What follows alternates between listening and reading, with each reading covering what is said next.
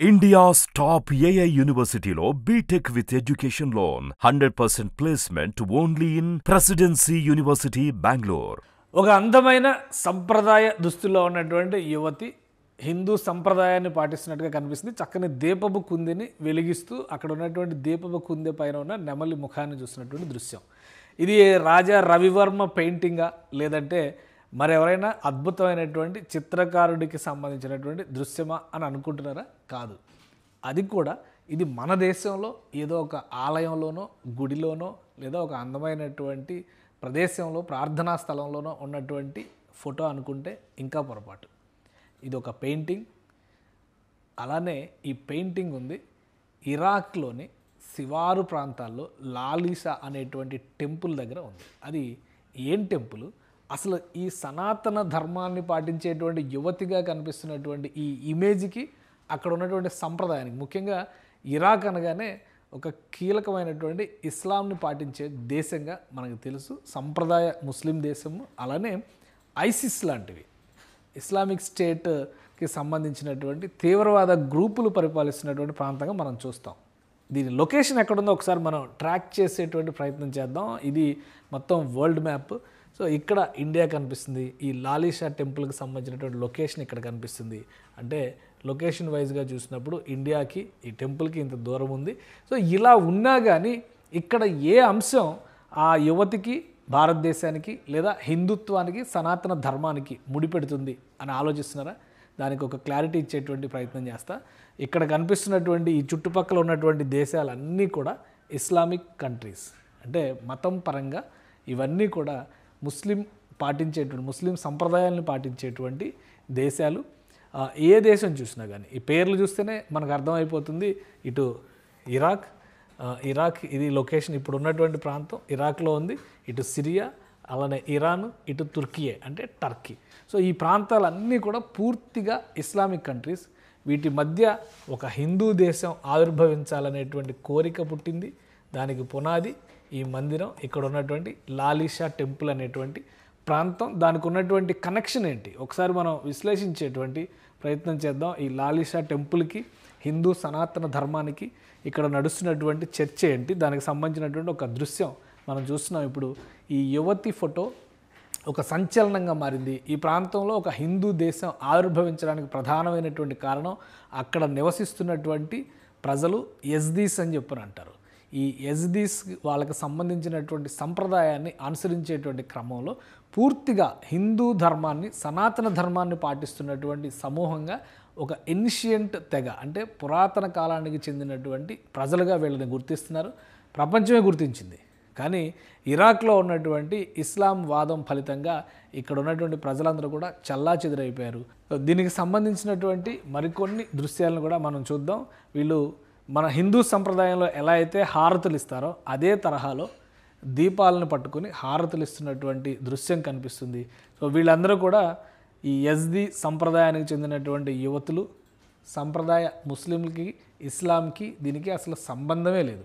ఈ తెగకు ఉన్నటువంటి మరొక ప్రత్యేకత ఏంటంటే వీళ్ళు ఇప్పుడు ఇలా మారిపోయారు. దీనికి కారణం అక్కడ ఉన్నటువంటి ఐసిస్ రాజ్యం. అంటే ఇస్లాంని రుద్దేటువంటి క్రమంలో యజ్దీస్కి సంబంధించినటువంటి ప్రజా సమూహాలపైన పెద్ద ఎత్తున దాడులు జరుగుతున్నాయి.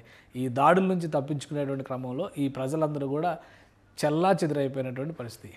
తుర్కియేలో అంటే టర్కీలో కొంత భాగం, ఇరాక్లో కొంత భాగం, అలానే సిరియాలో కొంత భాగం. ఆ ప్రాంతాల్లోనే ఈ యజ్దీ తెగలకు సంబంధించినటువంటి ప్రజలు జీవిస్తారు. సనాతనంగా వీళ్ళు పూజిస్తున్నటువంటి దేవీ దేవతలు హిందూ సంప్రదాయాన్ని పోలి ఉంటాయి. హిందువులకి వీళ్ళకి కనెక్షన్ ఉంది. ఈ ప్రజలకి సంబంధించినటువంటి అంశాలను మనం పరిశీలించి చూస్తే దక్షిణ భారతదేశం నుంచి వీళ్ళందరూ కూడా 3000 ఏళ్ల క్రితమే వలస వెళ్ళారు ఆయా ప్రాంతాలకి. దక్షిణ భారతదేశం నుంచి ఉత్తర భారతం నుంచి ఆఫ్ఘనిస్తాన్ నుంచి ఇరాన్ నుంచి ఇరాక్ వెళ్ళి ఇరాక్ దగ్గర సెటిల్ అయ్యి ఆ ప్రాంతాల్లో మధ్యప్రాచ్యంలో పెద్ద ఎత్తున వీళ్ళు ఉన్నారు. వీళ్ళ జనాభా కూడా ఒకప్పుడు చాలా పెద్ద ఎత్తున ఉన్నటువంటి జనాభా. ఆచారాలు, వ్యవహారాలు ఎన్ని రకాల ఒత్తిడులు వచ్చినా కానీ ఇప్పటికి కూడా వీళ్ళు కొనసాగిస్తూ ఉండడం ముఖ్యమైనటువంటి అంశం. వీళ్ళు ఆరాధించేటువంటి దేవతలు ఎవరు, వీళ్ళకి సంబంధించినటువంటి చరిత్ర ఏంటి, ఇది ఈ మధ్య కాలంలో చాలా ఎక్కువగా వెలుగులోకి వచ్చింది. ఒకసారి మనం అది Yazidi and Hindu connection, cultural and religious similarities, దీనికి సంబంధించినటువంటి అధ్యయనాలు పెద్ద ఎత్తున జరుగుతున్నాయి. ఐక్యరాజ్య సమితిలో కూడా ఒక విజ్ఞప్తి చేశారు, యజ్దీకి సంబంధించినటువంటి ప్రజలు ఉన్న ప్రాంతాన్ని ప్రత్యేక దేశంగా గుర్తించాలి, దానికి సంబంధించినటువంటి పేరు, జెండా కూడా రూపకల్పన జరిగింది. దాన్ని మనం మళ్ళీ విశ్లేషిద్దాం. అయితే సంప్రదాయాల పరంగా చూస్తే హిందువులకి యజ్దీలకి ఉన్నటువంటి కనెక్షన్ ఏంటి ఒకసారి చూద్దాం. హిందువులు ఎలా అయితే బొట్టు పెట్టుకుంటారో వీళ్ళు కూడా బొట్టు పెట్టుకునేటువంటి సంప్రదాయం ఉంది. ఇది యజ్దీ తెగకు చెందినటువంటి పిల్లల దృశ్యాలు ఇవి. అలానే ఇక్కడ కొన్ని విషయాలు ఫోటోలతో రూపంలో మనం సిమిలారిటీస్ చూస్తే కనుక హిందూ సంప్రదాయాల ప్రకారమే వీళ్ళు దేవీ దేవతలకి పూజలు చేస్తారు. వీళ్ళ ఆలయాలకి వెళ్ళేటువంటి విధానం, గుమ్మం దగ్గర దండం పెట్టుకొని ఎలా అయితే మనం గుమ్మానికి దండం పెట్టి వెళ్తామో అదే తరహాలో వీళ్ళందరూ వెళ్తారు. ఆ పద్ధతిని ఇప్పటికీ పాటిస్తున్నారు. బొట్టు పెట్టుకుంటారు, దీపారాధన చేస్తారు. మనం పూజల ఆచరించేటువంటి పద్ధతులు అంటే భారతీయులు, హిందువులు ఆచరించేటువంటి పద్ధతులన్నీ కూడా ఈ సంప్రదాయంలో నిర్వహిస్తారు. ఇంకా చెప్పాలంటే దక్షిణ భారతదేశంలో కొత్త సంవత్సరాన్ని ఏప్రిల్ మాసంలో చేసుకుంటారు. అంటే మనం ఉగాదిని చేసుకుంటాం. సో అలాగే వీళ్ళు కూడా కొత్త సంవత్సరాదిని ఏప్రిల్ మాసంలోనే చేసుకుంటారు. ఆ సందర్భంలోనే ఈ ఫోటోలు అంటే వీళ్ళందరూ ఈ దీపారాధన చేస్తూ దేవుడికి కొత్త సంవత్సరాన్ని ఆహ్వానిస్తున్నటువంటి దృశ్యాలుగా దీన్ని చెప్తారు. సో ఈ యజ్దీ తెగ ఇప్పుడు ఐసిస్ పైన పోరాటం, ఇరాక్ పైన పోరాటం, వీటి పరంపర కొనసాగుతూ ఉంది. వాటికి సంబంధించినటువంటి దృశ్యాలు కూడా మనకు వచ్చినాయి. వీళ్ళు పూజించేటువంటి దేవతలను చూస్తే కనుక మన మురుగన్, ఇది వాళ్ళ సింబల్, ఇది వాళ్ళ దేవతకు సంబంధించినటువంటి సింబల్, ఇది మన మురుగన్కి సంబంధించినటువంటి సింబల్. సో ఈ దృశ్యాలన్నీ చూస్తే మనం కంపేర్ చేసి చూసుకునేటువంటి క్రమంలో ఈ రెండు తెగలకు అంటే ఈ రెండు సంప్రదాయాల మధ్య ఒక అవినాభావ సంబంధం ఉంది. వీళ్ళు పూజించేటువంటి విధానంలో కూడా సూర్యుడికి ప్రధానమైనటువంటి భాగాన్ని ఇస్తారు.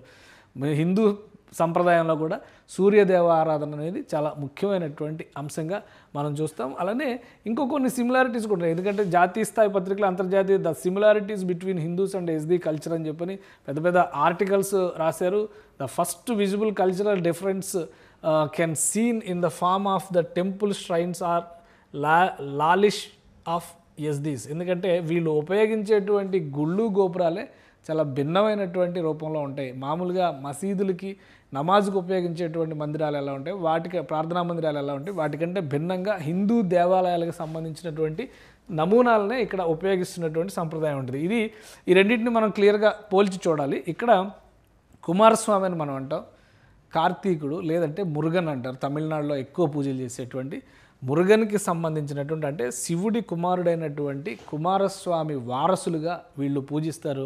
అక్కడ పూజించేటువంటి దేవతా ప్రతిమ ఇది తవాసి మలక్ అని చెప్పని అంటారు, ద పీకాక్ ఏంజిల్.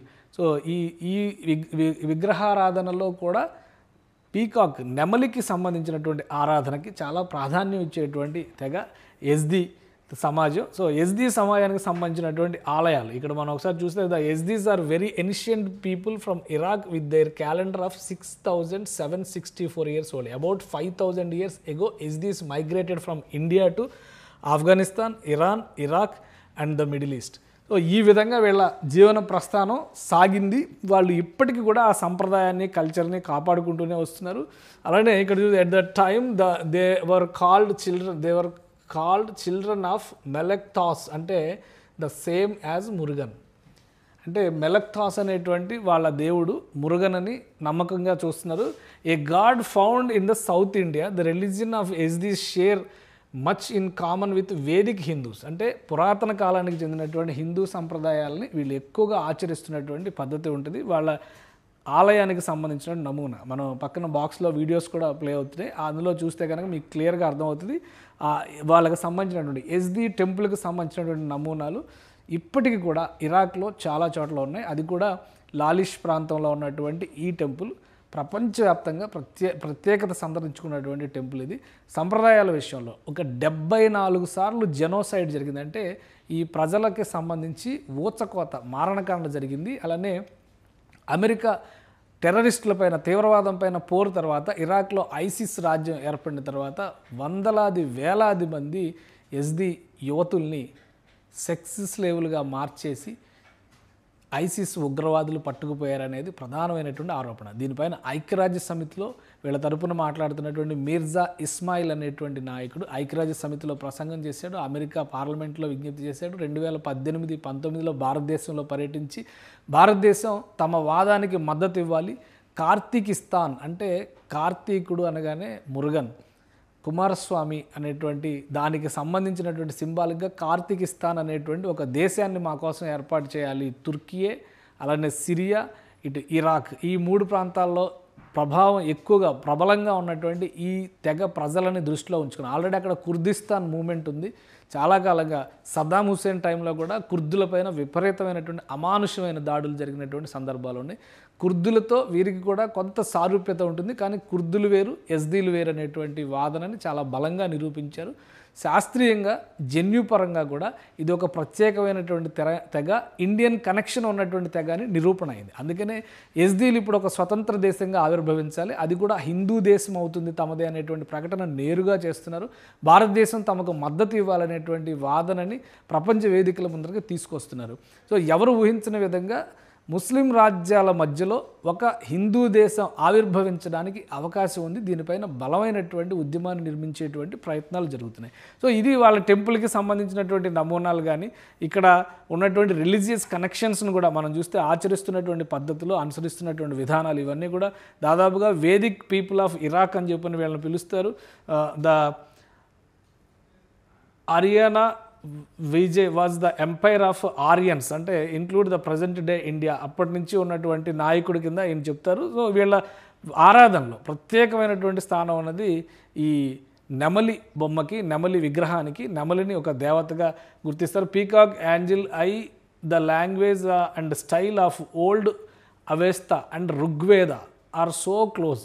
సో వీళ్ళు అనుసరిస్తున్నటువంటి స్క్రిప్ట్స్ కూడా, వీళ్ళకు ఉన్నటువంటి స్క్రిప్ట్స్, కథలు, పురాణాలు కూడా ఋగ్వేదంలో ఉన్నటువంటి కథలకి సిమిలారిటీస్ ఉన్నాయనేటువంటిది. ఇప్పుడు almost the present crisis represents the 74th instance of genocide, మానవ హననంలో ఇది 74వ దశగా వాళ్ళు వివరిస్తున్నారు. అనేక మంది పసిపిల్లల్ని, ఆడవాళ్ళని ఇక్కడి నుంచి అపహరించి వాళ్ళని సెక్స్ స్లేవ్స్గా మార్చేసినటువంటి ఐసిస్ పైన పోరాటం చేస్తున్నారు. ఈ ఉత్పాతం నుంచి తప్పించుకుని బయటపడిన వాళ్ళు అనేక మంది వివిధ దేశాల్లో తలదాచుకుంటున్నారు. వాళ్ళు ఎస్దీల హక్కుల కోసం పోరాడుతున్నారు. సో ఈ ఎస్దీ సంప్రదాయాన్ని ఒక పురాతనమైనటువంటి సంప్రదాయంగా ఐక్యరాజ్య సమితి కూడా గుర్తించింది. యునెస్కో ముఖ్యంగా కల్చరల్ అంశాలకు సంబంధించి ఐక్యరాజ్య సమితిలో విశ్లేషించేటువంటి ఈ సంస్థ ఎస్దీలని ఒక ప్రత్యేక తెగగా గుర్తించింది. వాళ్ళు చేస్తున్నటువంటి వాదనలో, ఆవేదనలో కూడా నిజముందని చెప్పని తేల్చింది. దీనికి సంబంధించినటువంటి ఒక 2018లో త్రూ ద లెన్స్ లాలిష్ అని చెప్పని యునెస్కో ఇరాక్ ఆఫీస్ అనౌన్స్ చేసింది. Lalish is a mountain valley and temple in north ఇరాక్లో ఉన్నటువంటి టెంపుల్ ఇది. It is the holiest temple of Ezidis. It is the location of the tomb Sheikh Adi bin Musafir, the central figure of Ezidi faith. ఎస్దీకి సంబంధించినటువంటి నమ్మకానికి, విశ్వాసానికి ఇది ఆయన ఒక సమాధిగా ఇక్కడ అప్పుడు ఏర్పాటైంది. అప్పటి నుంచి దీన్ని ఒక కీలకమైనటువంటి ప్రాంతంగా వాళ్ళు, పూజా ప్రాంతంగా, పవిత్ర స్థలంగా దాన్ని పరిగణిస్తున్నారు. సో దీనికి సంబంధించి ఈ పవిత్ర స్థలాన్నే యునెస్కో గుర్తింపు పొందినటువంటి పురాతన ప్రాంతంగా చేశారు. ఇక్కడ ఉన్నటువంటి గుర్తులు, సింబల్స్ అవన్నీ కూడా మనం గమనించి చూస్తే చాలా క్లియర్గా హిందూ దేవతారాధనకి సమీపంగా ఉండేటువంటివి. ఆ గుడి దగ్గర ఉన్నటువంటి నమూనాలన్నీ కూడా అలానే కనిపిస్తాయి. సో అందుకనే దీన్ని ఒక పురాతనమైనటువంటి ప్రాంతంగా, పరిరక్షించాల్సినటువంటి ప్రాంతంగా దీన్ని యునెస్కో గుర్తించింది. దీంతోపాటు ఇక్కడ ఉన్నటువంటి దేవీ దేవతల మందిరాలకి సంబంధించినటువంటి దృశ్యాలు కూడా ప్రపంచం దృష్టిని ఆకర్షించేవి. ఇవి పురాతనమైనటువంటి గుహాలయాల్లా కనిపించేటువంటివి ఇవి. సో ఇక్కడ ఎస్దీలకు పవిత్రమైనటువంటి మందిరం, ఈ మందిరంలోనే ఆ పెయింటింగ్ ఉంది. లాలిషా మందిర్ అని చెప్పని అంటారు, దీన్ని లాలిషా టెంపుల్ అని చెప్పని అంటారు. సో ఇది ఇక్కడికి ఇటీవల కాలంలో శ్రీ రవిశంకర్, భారతదేశానికి చెందినటువంటి స్పిరిచువల్ గురు, ఆయన కూడా సందర్శించారు. అక్కడ ఉన్నటువంటి ఆనవాయితీలు, సంప్రదాయాలు చూసిన తర్వాత ఆయన కూడా ఆశ్చర్యానికి లోనయ్యారు. ఇన్ని శతాబ్దాలు గడిచినా కానీ, సహస్రాబ్దుల, ఎందుకంటే దాదాపు 3 నుంచి 5,000 సంవత్సరాల చరిత్ర ఈ ప్రజలకు ఉంటుందనేటువంటి అంచనా వేస్తున్నారు. అన్ని సంవత్సరాలుగా కూడా తమ సంప్రదాయాన్ని, ఆనవాయితీని కాపాడుకుంటూ వస్తూ అనేక అణిచివేతలు, చుట్టూ ఉన్నటువంటివన్నీ కూడా ఇస్లాం దేశాలు, ఎందుకంటే గత 1500 ఏళ్లుగా ఇస్లాం ఇస్లాం ఆవిర్భవించిన తర్వాత ప్రపంచవ్యాప్తంగా పెరిగింది. అందులో మిడిల్ ఈస్ట్లో పెద్ద ఎత్తున ఇస్లాం సంప్రదాయం విస్తృతి పొందింది. ఇరాన్, ఇరాక్, సిరియా, టర్కీ ఇవన్నీ కూడా ఇస్లాం పద్ధతిలో గత 1500 ఏళ్ళుగా ఉన్నాయి. ఇవి 3000 ఏళ్ళు 4000 ఏళ్ల నుంచి ఉన్నటువంటి యజ్దీల సంప్రదాయాన్ని పూర్తి స్థాయిలో తొక్కిపట్టినప్పటికీ కూడా వీళ్ళు తమ ఆనవాయితీల్ని, తమ విధి విధానాలని, సంప్రదాయాల్ని ప్రత్యేకంగా కొనసాగిస్తున్నారు. ఆచార వ్యవహారాలను కూడా పాటిస్తున్నారు. మరీ ముఖ్యంగా ఇస్లాం సంప్రదాయంతో పోల్చి చూసినప్పుడు యజ్దీలలో స్త్రీ పురుషులకి సమానమైనటువంటి అవకాశాలు కల్పించడం, పూజా మందిరాలకి ఎలౌ చేయడం ఇవన్నీ కూడా మిడిల్ ఈస్ట్లో ఎక్కడా కూడా అనుమతించినటువంటివి. కానీ ఇక్కడ మాత్రం ప్రత్యేకంగా వాటిని అనుసరిస్తూ ఉంటారు. హిందూ దేవతారాధనలో ఎలా అయితే మంచినీళ్ళకి మందిరాలకి ప్రాధాన్యం ఎలా ఇస్తారో, నూనె ఒత్తి వేసి వెలిగించేటువంటి సంప్రదాయం ఎలా ఉంటుందో వాటన్నిటినీ కూడా ఇక్కడ పాటిస్తూ ఉంటారు. సో అందుకనే ఇదొక ప్రత్యేకమైనటువంటి సంప్రదాయం ఉన్న ప్రాంతంగా యజ్దీలను గుర్తించాలనేటువంటి వాదన ఎప్పటి నుంచో ఉంది. ఐసిస్ రాజ్యం వచ్చిన తర్వాత వీళ్ళ పరిస్థితి మరింత క్రైసిస్లో పడిందని చెప్పి మనం చెప్పాల్సి ఉంటుంది. ఇక జనాభా పరంగా చూస్తే కూడా ఇప్పటికీ ఈ డేటా ఉంది, మన ఆన్లైన్లో కూడా అందరికీ అవైలబుల్ ఉంటుంది. యజ్దీలు అనేక మంది ప్రపంచ దేశాలను యజ్దీలకు సంబంధించినటువంటి గుర్తు సూర్యుడు, సూర్యారాధననే ప్రత్యేకంగా పెట్టుకొని ఒక తిరంగా 3 రంగుల జెండాను కూడా డిజైన్ చేశారు సూర్యుడిని మధ్యలో పెట్టి. సో వీళ్ళకి సంబంధించినటువంటి జనాభాను కూడా మనం ఒకసారి విశ్లేషించి చూస్తే కనుక ప్రపంచవ్యాప్తంగా చెల్లాచెదురైపోయినటువంటి యజ్దీలు వాస్తవానికి ఇరాక్లో యుద్ధం రాకముందర దాదాపు 10 లక్షల మంది ఉండేవాళ్ళనే అంచనా ఉంది. ఇప్పుడు ఉన్నటువంటి డేటా ప్రకారం 5 నుంచి 7 లక్షలు ఉండొచ్చని భావిస్తున్నారు. కానీ ఉద్యమాలు చేస్తున్నటువంటి హక్కుల ఉద్యమాలు చేస్తున్నటువంటి యజ్దీల నాయకులు చెప్తున్నటువంటి మాట 2 లక్షల లోపే ఈ జనాభా ఉండొచ్చు. ఎందుకంటే మిగతా వాళ్ళందరూ పూర్తి స్థాయి జెనోసైడ్లో ప్రాణాలు కోల్పోయారు. మహిళల్ని, పిల్లల్ని అపహరించారు, మగవాళ్ళని హత్య చేశారు. వీటిపైన యుఎన్ ఐక్యరాజ్య సమితి అధ్యయనం చేయాలి, పరిశీలన జరపాలనేటువంటి విజ్ఞప్తిని కూడా చేస్తున్నారు. సో మిగతా ప్రాంతాలకి వలస వెళ్ళిపోయినటువంటి వాళ్ళ డేటాను కూడా ఒకసారి మనం చూద్దాం. అలా చూస్తే కనుక జర్మనీలో 2,30,000 మంది వరకు ఉండొచ్చని 2022 నాటికి వేసినటువంటి అంచనా. బెల్జియంలో 35,000, అలానే ఆర్మీనియా, రష్యా ఇవన్నీ కూడా పక్కపక్కన వచ్చేటువంటి ప్రాంతాలు 31,000 మంది, రష్యాలో ఒక 26,000 మంది, జార్జియాలో 12,000 మంది, యునైటెడ్ స్టేట్స్లో ఒక 10,000 మంది, ఫ్రాన్స్లో 10,000 మంది, సిరియాలో 10,000 మంది, స్వీడన్లో ఒక 6,000 మంది, టర్కీ అంటాం కదా, తుర్కీలో ఒక 5,000 మంది. ఇది కూడా 2010 నాటి అంచనా ఇది. కాబట్టి చాలా మారిపోయి ఉండేటువంటి అవకాశం ఉండొచ్చు. ఇక ఆస్ట్రేలియాలో ఒక 4,000 మంది, కెనడాలో ఒక 1,200 మంది ఉన్నారు. వీళ్ళందరూ కూడా శరణార్థులుగా వివిధ ప్రాంతాల్లో తలదాచుకుంటున్నటువంటి వ్యక్తులు. సో వీళ్ళకి సంబంధించినటువంటి ప్రాణ, ధన, మాన రక్షణ అనేది ఒక గ్యారంటీ లేని వ్యవహారంగా మారిపోయింది. కాబట్టి ఈ సంప్రదాయాన్ని అనుసరించేటువంటి వాళ్ళని కాపాడుకోవాల్సినటువంటి అవసరం ఉంది. మరీ ముఖ్యంగా ఆడపిల్లల్ని పరిరక్షించుకోవాల్సినటువంటి అవసరం ఉందని యజ్దీలు పెద్ద ఎత్తున ఆందోళన చేస్తున్నారు. అందుకే తమకు ఒక స్వతంత్ర దేశం ఆవిర్భవించాలనేటువంటి వాదనని యజ్దీలు బలంగా వినిపిస్తున్నారు. కార్తికిస్తాన్ అనేటువంటి ఒక పేరుని డిజైన్ చేసుకున్నారు. ఈ చుట్టుపక్కల రాజ్యాల నమూనాల పేర్లు కనుక మనం చూస్తే అన్నీ కూడా ఇలా ఇస్లాం సంప్రదాయాన్ని సూచించే విధంగానే ఉన్న ప్రదేశాలు ఉంటాయి. ఆ దేశాల పేర్లు కూడా అలానే ఉంటాయి. సో వాటిని బట్టి చూసినప్పుడు, చుట్టుపక్కల దేశాలని బట్టి చూసినప్పుడు ఈ ప్రాంతంలో ఉన్నటువంటి ప్రదేశాలన్నీ కూడా ఇస్లాం సంప్రదాయాన్ని అనుసరిస్తున్నటువంటి ప్రదేశాలే. కాబట్టి ఆ కార్తికిస్తాన్ అనేటువంటి పేరుని డిసైడ్ చేశారు. ఇక్కడ చుట్టుపక్కల అజర్బైజాన్, జార్జియా ఇవన్నీ కూడా పూర్వపు సోవియట్ యూనియన్కి సంబంధించినటువంటి దేశాల కింద మనం చూస్తాము. సో ఇక్కడ టర్కీ ఇటుపక్కన, బాగ్దాద్ అంటే ఇరాక్ ఇటుపక్కన, సిరియా ఇక్కడ ఉంది. ఈ ప్రాంతంలో ఈ కొత్త రాజ్యం కార్తికిస్తాన్ అనేటువంటి రాజ్యం అంటే దేశాన్ని ఏర్పాటు చేయాలనేటువంటి విజ్ఞప్తిని వీళ్ళు ప్రత్యేకంగా చేస్తున్నారు. ఈ కార్తికిస్తాన్ కనుక ఏర్పడితే యజ్దీలకు సంబంధించినటువంటి ధన, మాన, ప్రాణ రక్షణతో పాటు వాళ్ళ సంప్రదాయాన్ని, ఎందుకంటే ఇది ఒక ఇనిషియంట్ సంప్రదాయం, దీన్ని యునెస్కో కూడా గుర్తించింది. ఈ సంప్రదాయాన్ని పరిరక్షించుకోవడానికి, కాపాడుకోవడానికి ఒక అవకాశం ఏర్పడుతుంది అనేటువంటి వాదన చాలా బలంగా చేస్తున్నారు. ఈ మధ్య కాలంలో తమ గొంతు మరింత ఎక్కువగా వినిపించేటువంటి ప్రయత్నాలు చేస్తున్నారు. పాశ్చాత్య దేశాలు, యూరోపియన్ యూనియన్ మద్దతు కూడగట్టేటువంటి ప్రయత్నాలు చేస్తున్నారు.